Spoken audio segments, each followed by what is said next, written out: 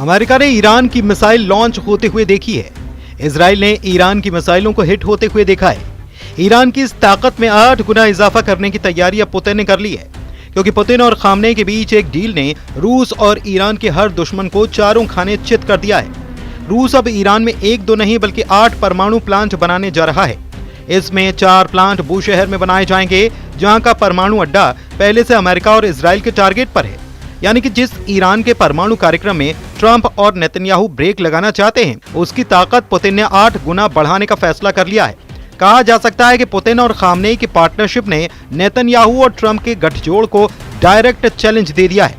ये खबर इसलिए बहुत बड़ी है क्योंकि जिस वक्त ईरान की मिसाइलों का खौफ पूरे इजराइल में फैला हुआ है, जब ईरान के परमाणु कार्यक्रम की टेंशन में पूरा व्हाइट हाउस घिरा हुआ है, तब पुतिन खामनेई की परमाणु डील ने ट्रंप और नेतन्याहू को बहुत बुरी तरह से डराया है। इस सबसे बड़ी डील के 3 मायने निकाले जा रहे हैं, यानी कि डील एक है लेकिन खबर 3-3 निकल रही है। पहली खबर कि इस डील ने नेतन्याहू के पैरों तले जमीन खिसका दी है। दूसरी खबर, इस डील ने ट्रंप को बता दिया कि उनका ईरान को कुचलने वाला प्लान पूरी तरह से ध्वस्त है। तीसरी खबर, इस डील ने साबित कर दिया है कि ईरान और इजराइल का युद्ध हुआ तो उसमें ईरान हारेगा नहीं। इसकी पक्की गारंटी पुतिन दे रहे हैं। रूस और ईरान की डील बता रही कि इजराइल के पास बैकफुट पर जाने के अलावा कोई रास्ता नहीं है। ट्रंप की भी हिम्मत नहीं कि वो पुतिन के खिलाफ जाकर ईरान पर उस जगह हमला करें जहां पर पुतिन परमाणु प्लांट बनाना चाहते हैं, फिर चाहे वो ईरान के आसपास कितने भी समुद्री बेड़े क्यों न तैनात कर दे, फिर चाहे वो ईरान के आसपास बड़े बॉम्बर विमान क्यों न उतार दे। ईरान को बंकर बस्टर वाली ताकत दिखाकर डराना अब आसान नहीं है, क्योंकि पुतिन ने ईरान के साथ आकर तेल अवीव और वॉशिंगटन डीसी दोनों कैपिटल सिटी तक मैसेज भेज दिया है। इस सब के बीच इजराइल और अमेरिका को एक और बड़ा झटका देने वाली खबर संयुक्त राष्ट्र की संस्था IAEA यानी कि अंतर्राष्ट्रीय परमाणु ऊर्जा एजेंसी की तरफ से आई।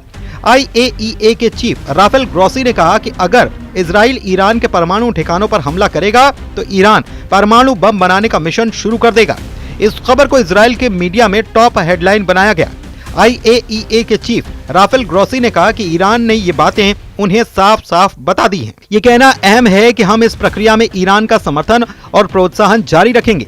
सभी कठिनाइयों और स्पष्ट मतभेदों के बावजूद हम बातचीत जारी रखेंगे। मेरा मानना है कि हमें साथ मिलकर काम करना जारी रखना चाहिए। हमें स्पष्टताएं प्राप्त करनी है जो कि अंतर्राष्ट्रीय समुदाय के लिए अहम है। जब तक हम इन समस्याओं को हल नहीं करते, ये समस्याएं बनी रहेंगी। ईरान का परमाणु कार्यक्रम कितना सीक्रेट है, इसके बारे में IAEA चीफ ने बताया कि वो बहुत ज्यादा सुरक्षित है। उसे खत्म करना आसान नहीं, यानी कि इशारों में बता दिया गया कि जिस गहराई में ईरान के परमाणु सीक्रेट एक्टिव हैं, वहां तक इजराइल या अमेरिका का बम नहीं पहुंच सकता, या फिर वहां तक पहुंचना आसान नहीं है। IAEA के चीफ की गवाही बता रही है कि ईरान को रोकना नामुमकिन है।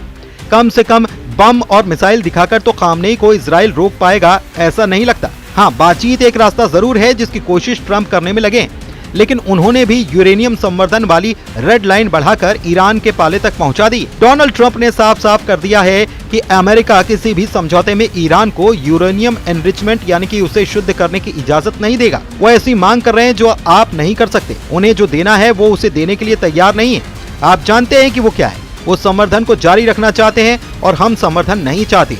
हम इसके बिल्कुल उलट चाहते हैं और अब तक वो इस बात को मानने के लिए तैयार नहीं है। मुझे ये कहने में बुरा लग रहा है क्योंकि विकल्प बहुत गंभीर है, लेकिन वो तैयार नहीं है।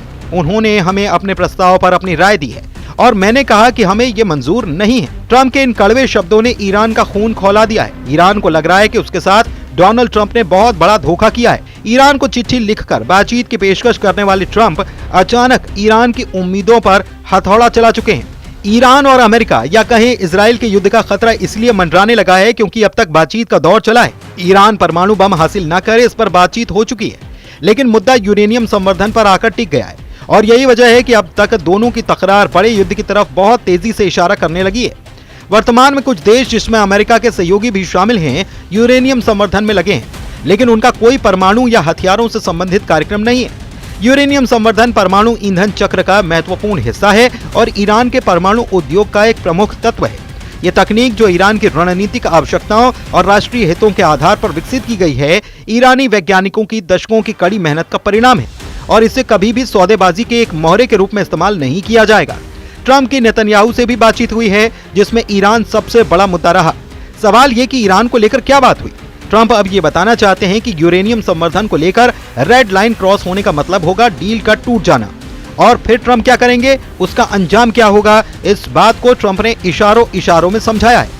ईरान ने कहा है कि कई मुद्दों पर चर्चा की है और बातचीत बहुत अच्छी और सहज रही है। अब देखते हैं कि क्या होता है। हम उस देश के साथ कुछ करने की कोशिश कर रहे हैं जिसके बारे में हमने अभी बात की। डोनाल्ड ट्रंप ये जरूर बता रहे हैं कि 12 जून बहुत अहम तारीख है। इसी दिन फैसला होगा कि ईरान से युद्ध होगा या फिर ईरान से डील होगी। ट्रंप ने कहा है कि ईरान के साथ गुरुवार को बैठक है तो वो गुरुवार तक इंतजार करेंगे। 12 जून वो तारीख है जब अमेरिका और ईरान के बीच छठे दौर की बातचीत होनी है और ये दिन अमेरिका, इजराइल और ईरान के बीच बहुत बड़ी टक्कर की शुरुआत कर सकता है। ऐसा हुआ तो क्या ईरान डबल फ्रंट के लिए तैयार है जिसमें उसके सामने सिर्फ इजराइल नहीं बल्कि ट्रंप का गुस्सा होगा, यानी कि अमेरिका जैसी सुपर पावर ईरान से युद्ध के लिए तैयार होगी और तब ईरान को पूरी तरह तबाह कर दिया जाएगा। अमेरिका के ऐसे ही तेवरों को ठंडा करने के लिए ईरान अपनी अंडरग्राउंड मिसाइल सिटी दिखा चुका है, जहां 10, 20, 100 नहीं बल्कि हजारों मिसाइलें हमेशा फायर करने के लिए तैयार रखी गई हैं। इन मिसाइलों में ईरान की इमाद मिसाइल है, सेजिल मिसाइल है, खैबर शिकन, हज कासिम जैसी बहुत ही खतरनाक मिसाइल है। ऐसी कई मिसाइलें हैं जो ईरान इजराइल पर पहले 2 बार फायर कर चुका है। ईरान एक बार फिर से बता रहा है कि उसके परमाणु अड्डों को टारगेट करने की कोशिश हुई तो ये मिसाइल और ड्रोन हजारों की तादाद में फायर किए जाएंगे। इनके टारगेट पर इजराइल और अमेरिका के अड्डे होंगे जिन्हें ईरान जलाकर राख कर देगा। ईरान अपना अंडरग्राउंड बेस दिखाकर बताना चाहता है कि उसके हथियार गोदाम में जितनी मिसाइल हैं वो सब इजराइल का 1-1 इंच कवर करती हैं। वैसे इजराइल पर हमले के लिए ईरान का बटन तभी दबेगा जब ईरान का नेतृत्व ऑर्डर करेगा। ईरान के सुप्रीम लीडर अली खामनेई भी वार्निंग दे चुके हैं कि इजराइल की दूसरी गलती उसका आखिरी ब्लंडर होगी। इजराइल की चुनौती को ईरान ने 2 बार मुंहतोड़ टक्कर दी है। 13 अप्रैल 2024 को ईरान ने इजराइल पर अटैक किया था, तब 300 ड्रोन और मिसाइल से हमला किया गया। इस तरह ईरान ने सीरिया में अपने दूतावास पर हुए हमलों का बदला लिया। इसके बाद 1 अक्टूबर 2024 को ईरान ने हिजबुल्लाह चीफ हसन नसरल्लाह की मौत का बदला लिया जब उसने 200 बैलिस्टिक मिसाइल इजराइल पर दाग दी थी। ईरान जब भी हमला करता है तो 10-20 मिसाइल फायर नहीं करता बल्कि सैकड़ों की तादाद में ड्रोन और मिसाइल लॉन्च करता है। ऐसा इसलिए क्योंकि ईरान को मालूम है कि इजराइल के मिसाइल डिफेंस सिस्टम बहुत मजबूत हैं और उनको तभी मात दी जा सकती है जब ज्यादा तादाद में मिसाइल और ड्रोन फायर किए जाएं। अब जिस तरह का तनाव 2025 में ईरान और इजराइल के बीच बढ़ रहा है, उसे लेकर इजराइल और अमेरिका दोनों की ईरान पर पैनी नजर है।